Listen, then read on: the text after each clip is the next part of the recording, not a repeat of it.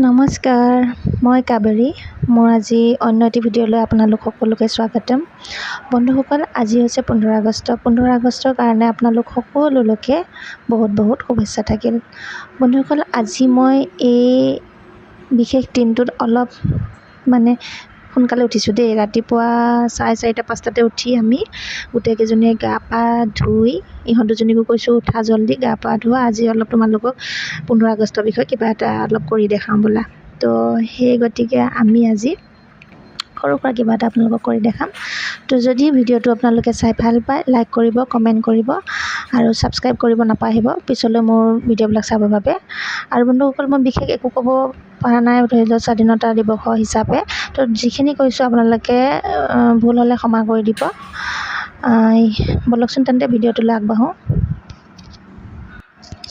এয়া মই ভিডিঅ'টোলৈ আগবঢ়াৰ আগতে এগছি চাকি ভগৱানৰ ওচৰত জ্বলাই লৈছোঁ। তো তেন্তে বলক।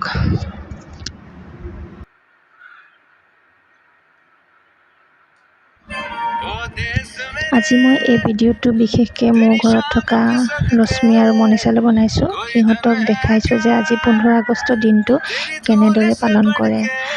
তো সিহঁতক মই প্ৰথমে কৈছোঁ যে 15 আগষ্ট 1947 চনত আমাৰ দেশখন স্বাধীন হৈছিল আৰু তাৰ আগতে আমাৰ ইংৰাজে শাসন চলাই আছিল আমাৰ দেশখন।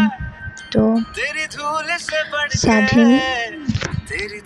স্বাধীন কৰাৰ বাবে আমাৰ দেশৰ বহুতো বীৰ বীৰাংগনাসকলে প্ৰাণ আহুতি দিছিল। তাৰে ভিতৰত মই কৈছোঁ মহাত্মা গান্ধী আছিল, লোকমান্য তিলক আছিল, সুভাষ চন্দ্ৰ বোস, মংগল পাণ্ডে আদি। আৰু এই স্বাধীনতা দিৱস আমি আমাৰ দেশৰ কাৰণে যি বীৰ বীৰাংগনাসকলে প্ৰাণ আহুতি দিছিল সিহঁতক আমি মনত পেলাব প্ৰয়োজন এই বিশেষ দিনটোৰ কাৰণে। আৰু আমাৰ যাতে সিহঁতৰ বাবে দেশভক্তি আমাৰ দেহত বা আমাৰ শৰীৰত সদায় থাকে। এই দিনটোত আমাৰ দেশৰ প্ৰধানমন্ত্ৰীয়ে প্ৰতি বছৰে লালকিল্লাত জাতীয় পতাকা উত্তোলন কৰে। সেইবাবে আমি সকলোৱে মিলি ভাৰত দেশখনক সকলোতকৈ মহান আৰু সুন্দৰ দেশ বনাবৰ কাৰণে আগবাঢ়িব লাগে। ইমানখিনি কৈ সিহঁতক মই কেনেদৰে চেলুট দিয়াব লাগে সেইটো শিকাইছোঁ। সন্মান জাতীয় পতাকা কেনেদৰে সন্মান কৰিব লাগে।